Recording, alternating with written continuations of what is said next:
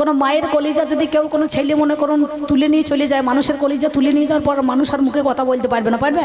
সে তো মরে গিয়েছে, তাহলে মানুষ আর কথা বলে, তার জ্ঞান থাকবে? কি বলছে? 10 ইন্দ্রিয়, 5টা কর্মেন্দ্রিয়, 5টা জ্ঞানেন্দ্রিয়, এই ষড়রিপু কাম ক্রোধ লোভ মদ মোহ আশ্চর্য, এই ষড়রিপুর মধ্যেখানে আর কিন্তু থাকবে না বাবা, থাকবে? সে তখন কিন্তু আর বেঁচেই থাকে না, কথা বলতেই পারবে না। তো যাই হোক, সুন্দর আজকে আমাদের যে পালা, একদিকে অর্জুন আর একদিকে কর্ণ। আমি অর্জুনের ভূমিকায় দাঁড়িয়েই কিছু কথা আপনাদের মধ্যেখানে আলোচনা করেছিলাম, কারণ স্বয়ং ভগবান যে অর্জুনের রথের সারথি হয়েছে নাকি বাবা। অর্জুন মানে কি? যিনি অর্জন করতে পেরেছেন এই জগতের মধ্যেখানে, সেই নাম অর্জুন ধরেছেন নাকি বলছেন। কাকে? 5টা ভাব আছে, সখ্য, দাস্য, শান্ত, বাৎসল্য, মধুর, নাকি বলছেন? 5টা ভাব। তাহলে সত্যযুগের মধ্যেখানে শান্ত ভাব কাদের? যত ঋষি মণিগণ যারা ছিলেন তাদের শান্ত ভাব। এই সখা কখন না আপনাদের মধ্যেখানে যিনি স্বয়ং ভগবান শ্রীকৃষ্ণ জনার্দন অর্জুনকে এই সখ্য রূপে পেয়েছেন, অর্থাৎ বন্ধু, যেটা অর্জুনের আছে এবং কৃষ্ণেরও আছে, দুই জিনিস কিন্তু একাকৃত হয়ে, কারণ যার জন্য সেদিন একে সখা রূপে অর্জুন তাকে কিন্তু মেনে নিয়েছে, বুঝতে পারছেন তো? যার জন্য আমি তোমাকে আলোচনা করেছিলাম। তো যাই হোক, উনি খুব সুন্দর বলেছেন, ভালো বলেছেন, বলতে বলতে তুলে দিয়েছে ভাবের বলতে, সেই পথে চলতেই আর 2-4 কথা বলতে নাকি বাবা, কারণ বেশি কথার বেশি দোষ, আর বুঝে সুঝে কথা ঘোষ, যার জন্যে বেশি কথা বলতে গেলেও হবে না। উনি যাওয়ার সময় কথাগুলো আলোচনা করেছেন, জিজ্ঞাসা করেছেন, সেই জিজ্ঞাসাটা আমাকে সঠিক মনে করুন দিতে হবে, আর না হলে পারে চলবে না, তাই না? তাই সেই জন্য আমি বেশি বলবো না, আপনাদের মধ্যেখানে একটা ছোট্ট পাড়া কথা আমি আপনাদের কাছে দিয়ে যাই বাবা। কি কথাটা দেখবেন, এখন হচ্ছে গ্রামগঞ্জে সত্যিকার বলছি, এ পরের হয়ে ওকালতি করছে, কারণ এ তো কোনো রাজা নয়। এ শুনেছি এর মায়ের নাম হচ্ছে রাধা, এর বাবার নাম হচ্ছে অধীররথ, এ হচ্ছে ছুতপুত্র, নাকি বলছেন? লোকে ছুতপুত্র বলছে না। অধীররথ এর হচ্ছে পিতা, আর রাধা হচ্ছে এর মাতা, অর্থাৎ এর জননী আর ওর জনক। কিন্তু কোন রাজার ছেলে রাজ সিংহাসনে বসে, রাজার ছেলে কিন্তু সে বিচার করবে, আর মনে করুন কোন ছেলেরা সে কিন্তু যদি রাজা না হয়, সেই রাজতন্ত্র, ন্যায়, দ্বন্দ্ব, সাম, ভেদ কিন্তু সে করতে পারবে না। তাহলে যার জন্যে আমি তোমাকে এই কথাটা জিজ্ঞাসা করেছিলাম, যাক তুমি দুর্যোধনের হয়ে যোগদান করলে কেন? যে অন্যায় করে সেও অপরাধী, আর যে অন্যায় মুখ বুঝে সহ্য করে সেও কিন্তু সমান অপরাধী। তাহলে যার জন্য তুমি যেখানে ভগবান আছে শ্রীকৃষ্ণ জনার্দন, তার চরণ শরণ না নিয়ে তুমি এই দুর্যোধনের দিকে যোগদান করলে কেন, নাকি বলছেন? তো ও বলছে আমাকে অঙ্গরাজ্য রাজা করিয়েছে, আমাকে দান করে দিয়েছে, তাহলে দানের বিনিময়ে তুমি তো বউটাকে দিয়ে দিয়েছো, ভানুমতিকে, নাকি বলছেন? ভগদত্ত রাজার কন্যা ভানুমতি, যাকে তুমি নিয়ে এলে। আগেকার দিনে বলতো বাবা, এখনকার দিনে ধরুন না হলে পরে ছেলেরা যদি বিয়ে না হয়, তো এখনকার দেখবেন আগেকার দিনে বিয়ে হয়েছে কুশ ধরে, বাবা মা যা দেখে দিয়েছে সেইটাই দেখে ছেলেরা মেয়েরা বিয়ে করেছে। আর এখনকার দিনে তো আর কুশ ধরে হবে না, এখনকার দিনে ফোন ধরি, নাকি বলছেন? বলে হ্যালো তুমি কোথায়? বলে আমি বেলতলায়। বলে তুমি কোথায়? বলে আমি তালতলায়। বলছে চলে এসো এই বাঁদরার কালীতলায়, নাকি? তাহলে বিয়ে হয়ে গেছে তলায় তলায়, চিন্তা করুন। তাহলে এখনকার দিনে ফোন ধরলে বিয়ে হয়, আর তখনকার দিনে বাবা মা যা দেখে দিয়েছে, যেটা ধরেছে সেইটাই কিন্তু নিতে হয়েছে, নাকি বলছেন? তাহলে সে কথার কথা নয়, যার জন্য আমি তোমাদের কাছে সেই কথাটা একটু আলোচনা করেছিলাম। আমার এই কর্ণ কুরুক্ষেত্রের মাঠে 17 দিনে দৈরথ সমরের যুদ্ধে, সেই জন্য আমি সেই কথাটা বলেছিলাম। তো জাগুনি খুব বলেছেন, ভালো বলেছেন, যার যেমন ভাব তার তেমন লাভ, নাকি বাবা? যে যতটা জানে সে ততটা বলবে, আর যে যতটা না জানে সে ততটা বলতে পারবে না। গাধা কখনো ঘোড়া হয়েছে না, ঘোড়া কখনো গাধা হয়েছে, নাকি বলছেন? রাজা কৃষ্ণচন্দ্র একদিন গোপাল ভাঁড়কে বলেছিলেন, গোপাল ভাঁড় তুমি আমাকে 3টে 14 খুঁজে নিয়ে দাও। 14 বুঝতে পারেন তো? ওই 14 মানে কি বলুন দিকে নেই, জয় ঢাকের 14, নাকি বাবা?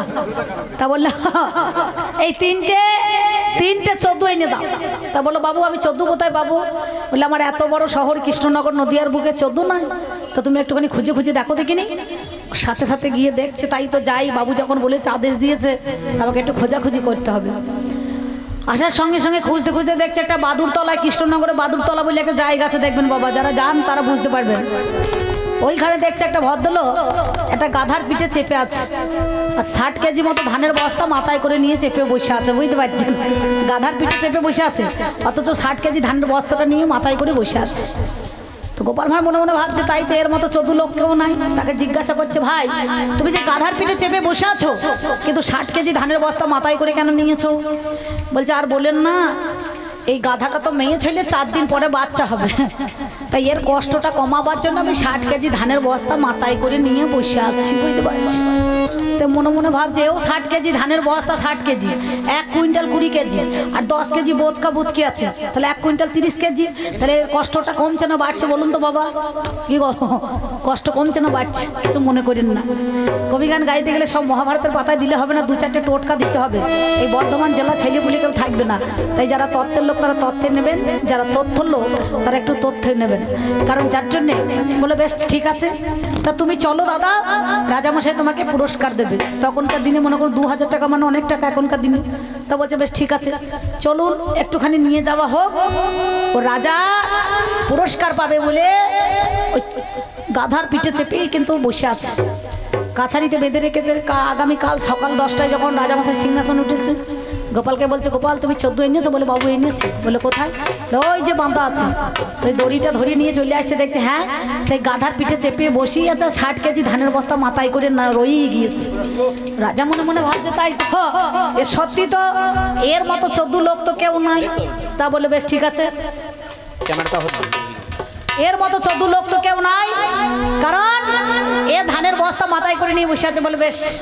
বলে, গোপাল ভাঁড় তোমাকে আমি 3টে 14 আনতে বলেছিলাম, তো একটা হলো, আর 2টো। বলে, দাঁড়ান বাবু, আমি হলাম আর 14, আমি যদি 14 না হইতাম তাহলে 14 খুঁজতে যেতাম। বলে, বেশ ঠিক আছে, 2টো হয়ে গেল। তাহলে আর একটা কে হইলো? বললো, ভয়ে বলবো না, নির্ভয়ে বলবো। বলছে, নির্ভয়ে বল। বলছে, আপনি হলেন মেন 14 না, কি বলছেন? আপনি যদি 14 না হইতেন তাহলে 14কে দিয়ে 14 খুঁজতে পাঠাইতেন। তা বললে, বেশ ঠিক আছে।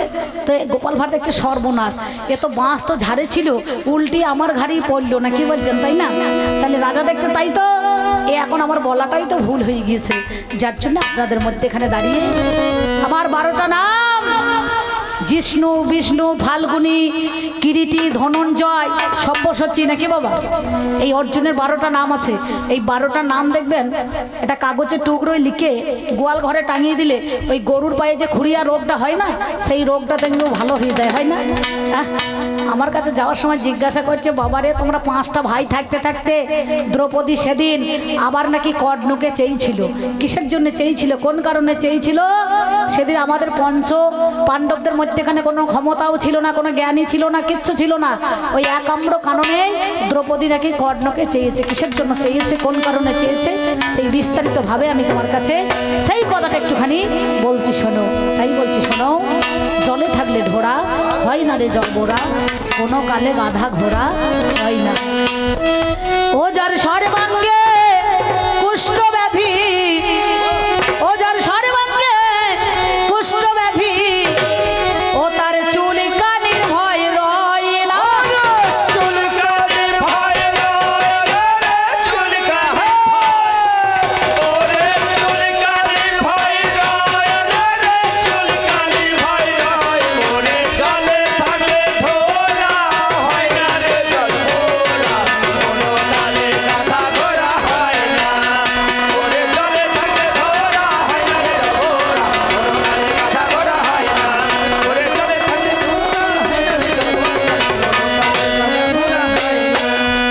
জলে থাকলে ঢোলা হয় না রে জলবোরা, কোনো কালে গাধা ঘোড়া হয় না। এই দেখছেন সুন্দরভাবে অর্জুন গোটা বডিটা স্টিল হয়ে দাঁড়িয়ে আছে বাবা।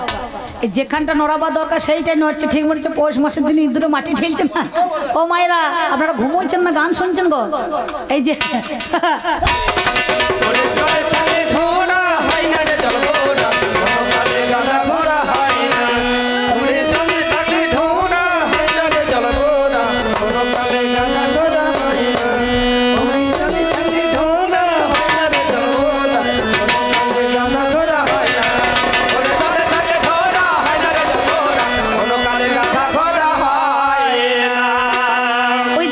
হয়েছে যথা কাশি বাজায় না ফুলোর বাসি ওরে যার হয়েছে যাত্রা কাশি সে বাজায় না ফুলোর বাঁশি যার হয়েছে যথা কাশি সে বাজায় না ফুলোর বাসি ওরে যার হয়েছে যাত্রা কাশি সে বাজায় না ফুলোর বাঁশি আবার কর্ণ দাদার একাদশী ওই যে কর্ণ দাদার একাদশী ওরে তেমন বানান বানান কি তেমন মানা মানা কি রে তেমন মানা ওরে তেমন মানা মানা কি রে তেমন মানা ওরে তলে তলে ধরা হয় না রে ধরা কোনো কালে গাদা ঘোরা হয় না ওরে তলে তলে হয় না রে ধরা কোনো কালে গাদা ঘোরা হয় না ওরে তলে তলে ধরা হয় না রে ধরা কোনো কালে গাদা ঘোরা হয় না ওরে তলে তলে হয় না রে ধরা কোনো কালে গাদা ঘোরা হয় না ওরে তলে তলে ধরা হয় না রে ধরা কোনো কালে গাদা ঘোরা হয় না ওরে তলে থাকে ধরা হয় না রে ধরা কোনো কালে গাধা ঘোরা হয় না ইনাতা হবে না হয় না তা হবে না জানেন যত জ্ঞানী জনা হয় না তা হবে জ্ঞান যত জ্ঞানী জনা হয় না তা হবে না তবে শুনলাম যাহা কথা কানে জানেন মহাশয় আপনারা জ্ঞানী জনে জানেন তা সবাই আমার কাছে কর্ণ দেখো জিজ্ঞাসা করিল বলো বলো এই অর্জুন ভাইয়া তুমি শুনিয়া চলো শুনেছি আমি আজ কানে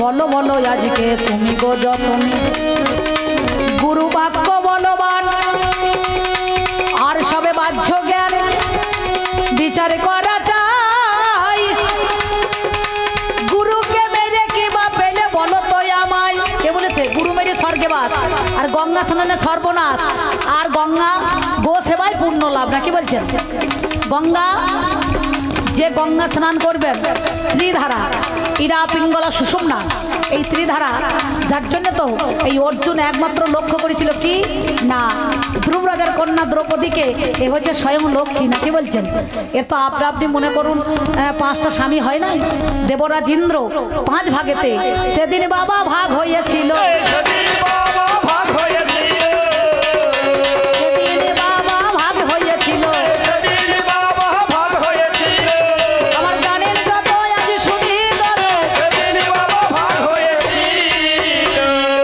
শুধু দ্রৌপদী নয় জগৎকে দেখাবার জন্য সবারই 5টা করে স্বামী কি গো মা আমাদের বাস্তবে দ্রৌপদীর কেন সবারই 5টা স্বামী নাই পঞ্চস্বামী পঞ্চপ্রাণ এই পঞ্চপ্রাণ আমাদের মধ্যেখানে বসবাস করছে যারা জ্ঞানীজন তারাই জানে পঞ্চপ্রাণ ক্ষিতি অপ তেজ মরুদবম যেমন মধ্যেখানে তেমনি আমাদের মধ্যেখানে এই পঞ্চপ্রাণও কারণ বশীভূত রয়েছে কিসের জন্য জানেন এই যে আমাদের মায়েরা শঙ্খ চুরমুরি শাখার জন্ম লোহা সুরমুরি নোহার জন্ম কি গো হয় না বানা সুরমুরি বালার জন্ম উদ্দালক মুনি সৃষ্টি করলেন এই সীমন্তের সিঁদুর সুন্দরভাবে সেদিন পরিয়ে দিলেন তাহলে আমাদের কটা হলো বর্তমানে দেখবেন একটা বরযাত্রী যায় একদল বরযাত্রীর সঙ্গে একটা নিত বর যায় না ছোট্ট পাড়া কোলপাত্র এখনো যায় দেখবেন কটা হলো দুটো হলো বর কর্তা যায় না বর কর্তা যায় না একটা বড়দের কর্তা যায় কটা যায় 3টে যায় আর ঠাকুর মশাইয়ের সামনে সাক্ষী রেখে যে মালা দেয় সে হচ্ছে বর নাকি আর একটা হচ্ছে দেবর নাই তাহলে কটা হচ্ছে 5টা এই দ্রৌপদী শুধু নয় সবারই 5টা করেই স্বামী আমার জগতের মধ্যে এখানে আছে তবে এই স্বামী নয় রে ভাই আরেক স্বামী আছে এই স্বামী নিয়ে যায় সেই জগৎ স্বামীর কাছে দ্রৌপদী শিবের পূজারী ছিল শিব ভক্ত ছিল এই যে যেটা আপনাদের কালু রায় সুন্দরভাবে দেবাদিদেব মহাদেব ওই লিঙ্গের মধ্যে এখানে জল দিয়ে দ্রৌপদী করেছিলেন কি 5 বার পতিং দেহি সেজন বনিল আহা মরি মরি রে পতিং দেহি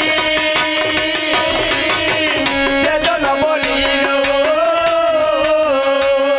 আমার নম শিবাই বলে বাবা জল যে ঢেলে দিল জল যে ঢেলে দিল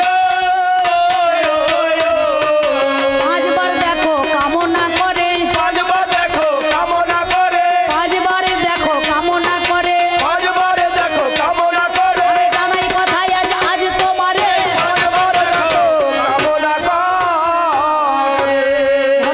কাননের কটা মাথা গো? ঈশান, অর্ঘ, সদ্যজাত, তৎপুরুষ, বামদেব, নাকি বাবা? এই পাঁচটা মাথা পাঁচ রকম ভাবে পূজা হয়। পতিংদেহি পতিংদেহি পতিংদেহি পতিংদেহি পতিংদেহি বলেছে। আর দেবাদিদেব মহাদেব সন্তুষ্ট হয়ে বলছে তোমার পাঁচটা বাবা পতি হবে গো। পাঁচটা বাবা পতি হবে রে, পাঁচটা বাবা পতি হবে গো।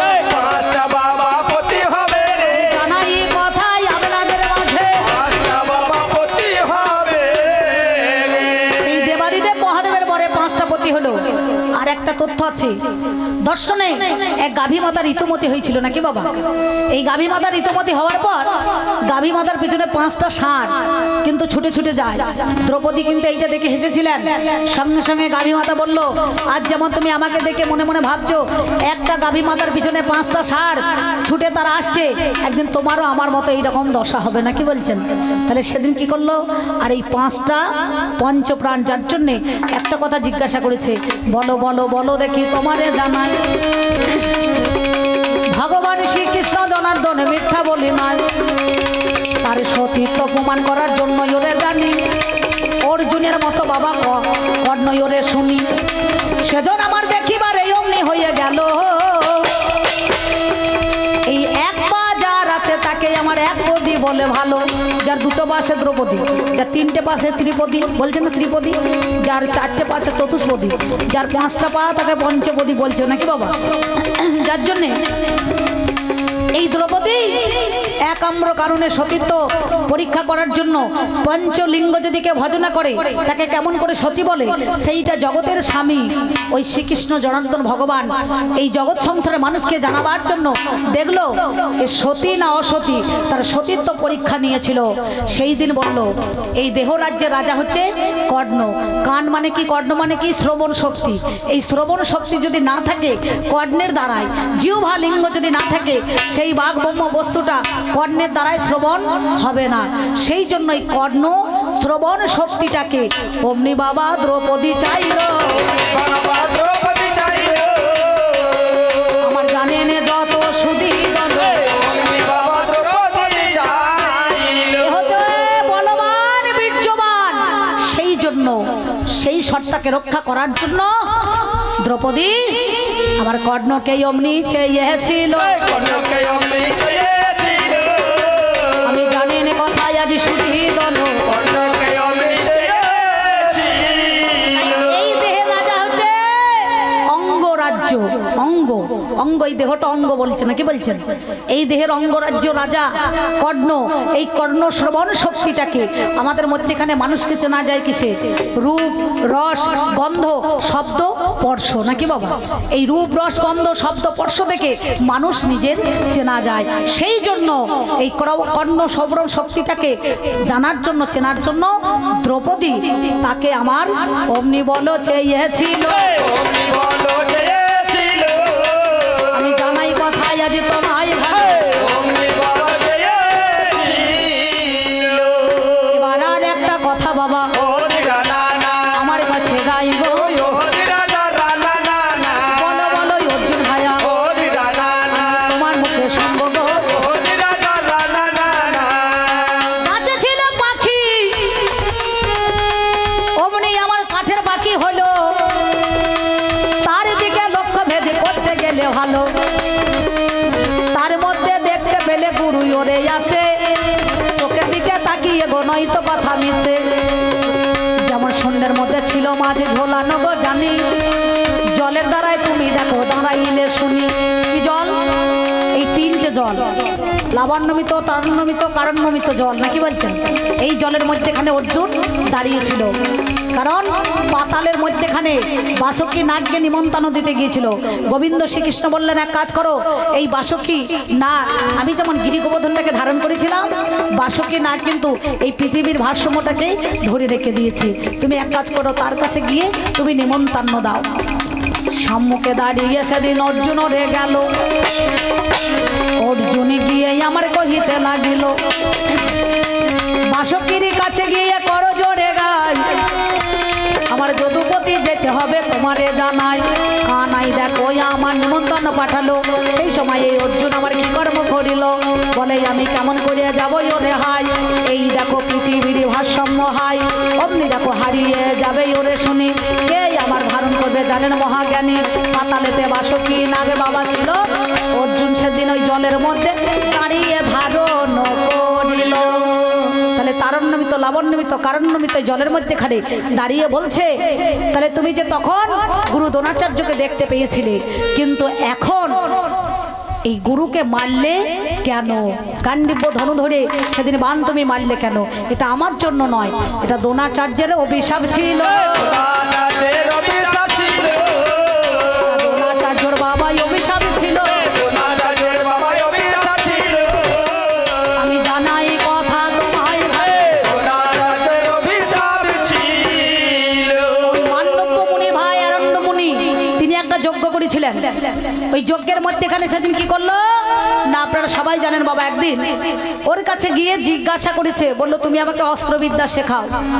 গুরুদেব অহংকার করে বলছে আমি অস্ত্রবিদ্যা দেবো না, কারণ তখন তো জাতপাতের একটা ব্যবধান ছিল, কারণ ওই ছোট জাত যেমন হিরণ্যধনুর পুত্র একলব্যকে সেদিন ছোট জাতের ছেলে বলে ব্যাদের ছেলে বলে তাকে কিন্তু শিক্ষা দেয় না, বাবা দিয়েছে দেয় নাই, যার জন্য এই মুনিবর তাকে অভিশাপ দিল যে আজ তুমি যে অস্ত্রবিদ্যা শিখেছো, এত পারদর্শী হয়েছো, ওই অহংকারের জন্য তুমি ছোট জাত বলে আমাকে শিক্ষা দিলে না, তোমার ওই ধনু মাটিতে বাবা ঠিকে যাবে গো, মাটিতে বাবা ঠিকে যাবে রে, আমার মাটিতে বাবা ঠিকে যাবে গো, মাটিতে বাবা ঠিকে যাবে গো, জানাই এই কথাই আজ তোমারে, মাটিতে বাবা ঠিকে যাবে গো। দেব বাক্য মুনি বাক্য কখনো লঙ্ঘন হবে না, ওই দেবের বাক্য মুনি বাক্য সব, ওই জন্য 5টা ঋণকে জগৎ সংসারে এসে শোধ করতে হয়, দেবতাদের ঋণ, ঋষির ঋণ, গুরুর ঋণ আর মাতা পিতার ঋণ, এই 5টা ঋণ পরিশোধ না করলে পরে মানব জীবনও ধন্য হবে না। তাই সেদিন ওই যুদ্ধের ক্ষেত্রের মধ্যেখানে সেদিন এসে কি বলল, যুধিষ্ঠির ঠিক কথাই বলেছিল, অশ্বত্থামা হত ইতি গজ, মানে গজ নামে একটা হাতি মরে গিয়েছে নাকি বলছেন, অশ্বত্থামা হত ইতি গজ, আরে মনে মনে ভাবছে বোধহয় আমার অশ্বত্থামা মারা গিয়েছে। অশ্বত্থামা মারা গিয়েছে। যুদ্ধে যদি স্থির না থাকতে পারে, যুদ্ধে স্থির ছিল বলে স্বয়ং আমার দাদা যুধিষ্ঠির যুদ্ধের মধ্যেখানে একটা লক্ষ্য করতে হবে, এই লক্ষ্য না থাকলে পরে মনটা যদি অন্যদিকে যায়, চঞ্চল হয়ে যায়, তাহলে আর যুদ্ধ করতে পারবে না, তাহলে মন যদি সেকেন্ডের মাথায় দেখবেন এদিকে ওদিক হয়ে যায়, তাহলে কিন্তু তখন অ্যাক্সিডেন্ট হয়ে যাবে। আর পঞ্চজন্য শঙ্খও ভগবান বাজিয়ে দিয়েছিলেন, স্বয়ং গোবিন্দ এ মনে মনে ভাবছে, আর সেদিন মুনিবরের অভিশাপ ছিল, যার জন্য এই অভিশাপের ফলেই সেদিন এই ধনু দেখো আমার বসে গেল, ওই আমার বসে গেল, গান্ডীব্য মাটিতে ঠিকেছে ভালো, ওই আমার বসে গেল। অন্য চিন্তায় মগ্ন হয়ে গিয়েছে, তাহলে এখানে অর্জুনের কোনো দোষ নাই। তুমি বলছো গুরুকে মারলে কেন, তাহলে গুরু মেরে স্বর্গে বাস, এই গুরুকেই মারতে হয়। কথায় কি বলছে, হ্যাঁ কি বলছে, গুরুকে কোথায় রাখতে হয়, সহস্রের মধ্যেখানে নাকি বাবা, হরি ভজন ভারী মিঠা, হরি ভজন করবি তো ছাঁচার জল মর গোচাতে ওঠা, এই ছাইচের জল মর গোচাতেই তো একমাত্র অর্জুনই কিন্তু পারে তুলতে, নাকি বলছেন, কেন বলুন তো, ও কত মুনি জনার মন হরে এই কৃষ্ণের প্রেম সাগরে, কত মনি জনার মন হরে এই কৃষ্ণের প্রেম সাগরে, কত মনি জনার মন হরে এই কৃষ্ণের প্রেম সাগরে, কত মনি জনার মন হরে এই কৃষ্ণের প্রেম সাগরে, কত মনি জনার মন হরে এই কৃষ্ণের প্রেম সাগরে, কত মনি জনার মন হরে এই কৃষ্ণের প্রেম সাগরে, কত মনি জনার মন হরে এই কৃষ্ণের প্রেম সাগরে। বলি এই সাগরে স্নান না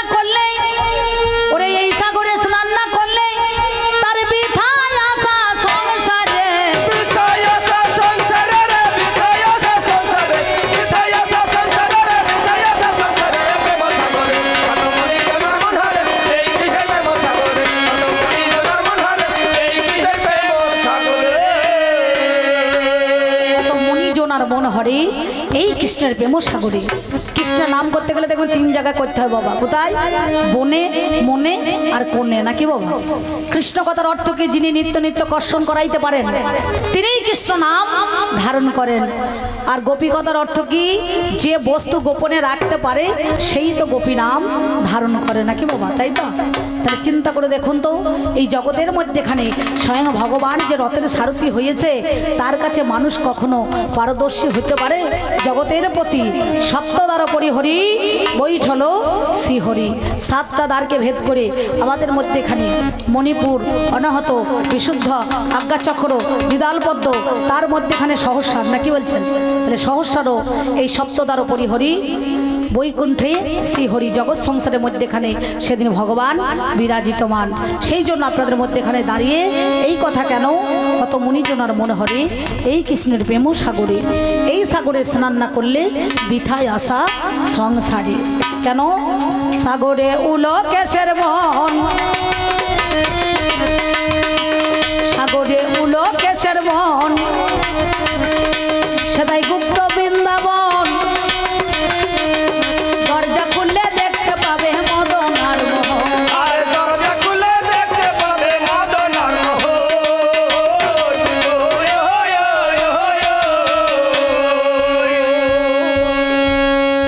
আর এই কাঁকুরহাটি যেটা মশাই আমি প্রতি বছর গান করতে যাই, উনিও প্রতি বছর শিল্পী পাল্টি পাল্টি গান করান। তাই উনি আমাকে 50 টাকা দিয়েছেন, কারণ আশীর্বাদ করবেন আগামী দিনে যেন আমি বড় হতে পারি এবং বড় হয়ে যেন 10 ভক্তের চরণ সেবা করতে পারি এবং মেয়ে ছেলে হয়ে যেন বাবা কোনোদিন আমার মনে অহংকার না আসে, নাকি বাবা? যেদিন অহংকার আসবে সেদিন পতনের মূল হয়ে দাঁড়াবে, নাকি? অহংকার হচ্ছে পতনের মূল। সেই জন্য আপনাদের মধ্যে এখানে কি বলছি? সাগরে উলকেশের বহন, সেটাই গুপ্ত বৃন্দাবন। দরজা খুললে দেখতে পাবে মদন আর মোহন। আর দরজা খুলে দেখতে পাবে মদন আর মোহন।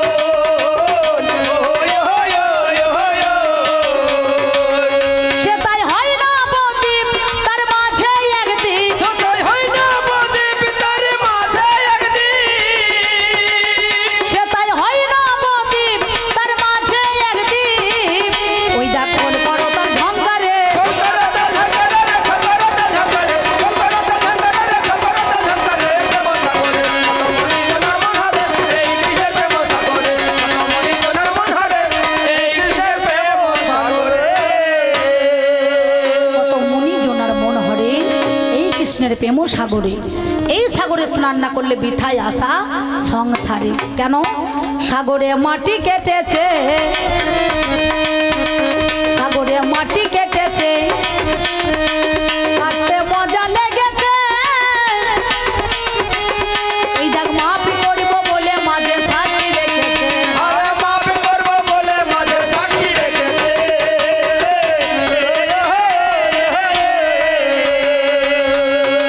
সাগরে মাটি কেটেছে, কাটতে মজা লেগেছে, মাফি করব বলে মাঝে সাক্ষী রেখেছে। আরে মাফ করবো বলে মাঝে সাক্ষী রেখেছে।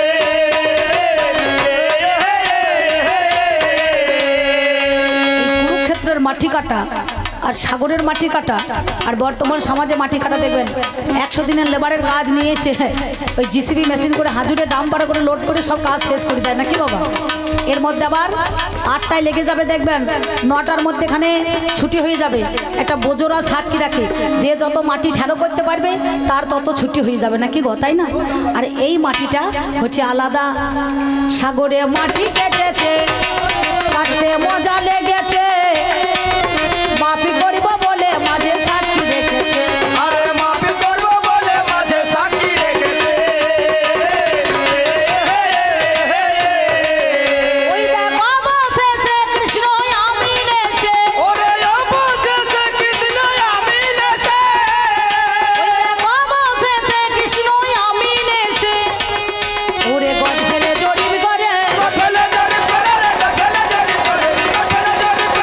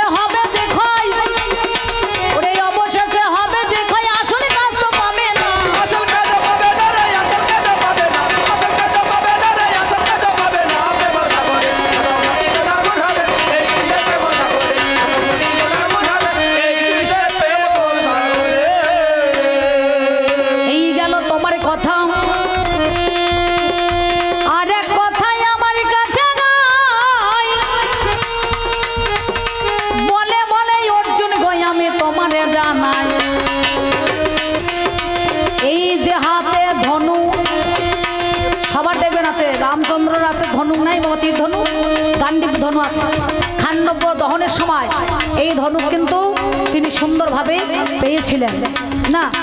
অগ্নির ক্ষুধামন্দ হয়েছিল বলে সেই অগ্নির ক্ষুধামন্দ করার জন্য সুন্দরভাবে তাকে দিয়েছে। কিন্তু এই গান্ডীব ধনুকে দিল আমার নাম যার বিশ্বকর্মা, দেব শিল্পী হলো এই বিশ্বকর্মা কি বলিব বলো। আমার তারই কাছে ছিল বাবা জানেন মহাশয়, আপনারা জ্ঞানী জনে জানেন তা সবাই। সেই দেখো নিয়েই আমার কি কর্ম করিল, দেবাদিদেব মহাদেবের কাছেই ওরে এলো। মহাদেবকে আমার সন্তুষ্ট করে আপনারা জ্ঞানী জনে দেখুন বিচার করে। এবার মহাদেবে কি করিল, হাইরে মরি হাই, দেবরাজ ইন্দ্রের কাছেই দিয়ে দেয়। ইন্দ্রের কাছে আবার অগ্নি দিয়ে দিল। ইন্দ্রই আমার সেই সময়ে কি কর্ম করিল, অর্জুন যখন স্বর্গে বাবাই অগ্নি ওরে যায়, সেই দিনে সন্তুষ্ট দেবরাজকে করায়। সেদিন আমার দেবরাজ কি কর্ম করিল, সন্তুষ্ট হয়ে খুশি হয়ে তারে ওইটা দিয়ে দিল সঙ্গে সঙ্গে। আর ব্রহ্মা যিনি যজ্ঞ করেছিলেন, এই যজ্ঞের মধ্যেখানে কেউ বলছে 25 পাপ, কেউ বলছে 24.5 পাপ এই বাঁশ উঠেছিল, বুঝতে পারছেন। এই বাঁশ থেকে নিয়ে 12 পাপ নিলেন দেবাদিদেব মহাদেব। জম নিয়েছিলেন দুদণ্ড সঙ্গে সঙ্গে। তারপরে কি নিলেন 3 ভাগ, 3 পাপ নিয়েছিলেন একমাত্র কে না অর্জুন, যিনি হরধনু করার জন্য এই জিজ্ঞাসা করছে এর ফাঁকে, তোমার যে হাতে গান্ডীব ধনু আছে সেই ধনুটা বলো দেখিনি, এটা গোটা না ফাটা না কি বলছেন। আমার কাছে জানিয়ে যাবে, আমার কাছে জানিয়ে যাবে, আমার কাছে জানিয়ে যাবে, আমার কাছে জানিয়ে যাবে, আমি বলি কথায় আজ তোমায় আমার কাছে জানিয়ে যাবে। এই বাঁশটা কিন্তু ফাটা না হলে পারে কখনো কিন্তু হবে না বাবা, কারণ ফাটাই হবে তবে কিন্তু ধনুক হবে। দেখবেন যেমন ঢাকের চাক করে না, এই যে আমার সাধনদা ঢাক বাজাচ্ছে, ওনার দোলাও একজন বাজাইছে, গোটা বাঁশ হলে পরে চাক করা যাবে, চামড়াতে আসবে। একে ভালো করে মনে করুন ফাটাইতে হবে। এটা ফাটা বাঁশ না হলে পারে কখনো ধনুকে বেঁকানো যাবে না। দেখানো যাবে না, এটা ফাটা বাঁশের বাবা শোনো, ধনুক দেখানো যাবে না। সেই জন্য ফাটা বাঁশের যে হলো, হাতের না, হাতের না, হাতের না, আরে সেই জন্য ফাটা বাঁশেরই হলো। হাতের না, না, লাইরে না, লাইরে না, তোমারে জানা হাতের না, লাইরে না, লাইরে না, আমি ভাবিরি কথা ভাবি সাগর, হাতের না, হাতের না, হাতের না, তোমারে দিলাম হাই, হাতের না, লাইরে না, লাইরে না, তাই বলি গো শোনো কথা তোমারে জানাই, ও গো আমার কর্ণ দাদা মিথ্যা বলি নাই। তবে শোনো শোনো শোনো কথা গো তুমি গুণমণি, আমি তোমার কাছে ভাবের কথা বলি গো এখনই। তুমি শুনে চলো আমার কথা, বলি কথা জোড়া গাথা। মরি মরিতে শুনে চলো আমার কথা, বলি কথা জোড়া কথা। এবার আরেক কথাই আমার কাছে গাই গো, আর এক কথায় আমার কাছে গাই গো, ওই, ওই, ওই। সুন্দর আমার একটা ভাই পেশে 100 টাকা দিয়েছে বাবা, সুন্দর। আমি কায় মনোবাক্যে প্রার্থনা করছি গোবিন্দের কাছে, তোমার 100 দিক দিয়ে মঙ্গল হোক, সুন্দরভাবে তুমি ভালো থাকো। আজকেকার শিশু কালকে আমাদের ভবিষ্যৎ নাকি। তা বলছে শোনো, তুমি যেদিন গেলে স্বয়ংবর সভাতে বলে একমাত্র এই হরধনুকে মনে করুন, কারণ এই লক্ষ্যভেদ কে করতে পারবে না, একমাত্র মনে করুন অর্জুন ছাড়া বা কোনো রাজা রঞ্জিরা ছাড়া কিন্তু পারবে না। কিন্তু ছদ্মবেশের মধ্যেখানে সেদিন তুমি ওই অজ্ঞাত বাসের সময় তুমি গিয়েছিলে কি করে না, ব্রাহ্মণের রূপ ধারণ করিয়ে, না কি বলছেন, ব্রাহ্মণের রূপ ধারণ করে তুমি সেদিন নিজের রূপটাকে পরিত্যাগ করে তুমি ব্রাহ্মণের রূপে গেলে কেন, ব্রাহ্মণের রূপে গেলে কেন, ব্রাহ্মণের রূপে গেলে কেন, ব্রাহ্মণের রূপে গেলে কেন, বলি কথা তুমি আমাকে, ব্রাহ্মণের রূপে গেলে কেন। এটা এ জন্মে নয়,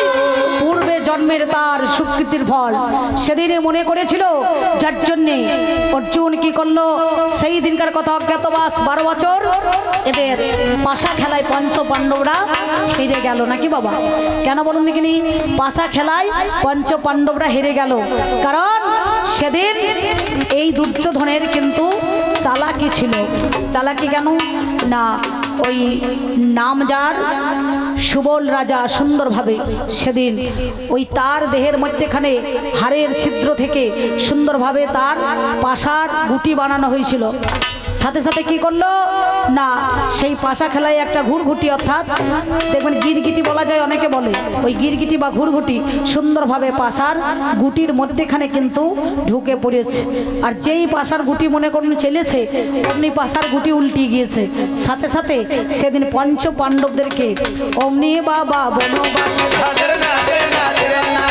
অমনি বাবা বনবাসে পাঠানো যে হলো। এইবার দেখো সেই দিনে রাজার ঘরে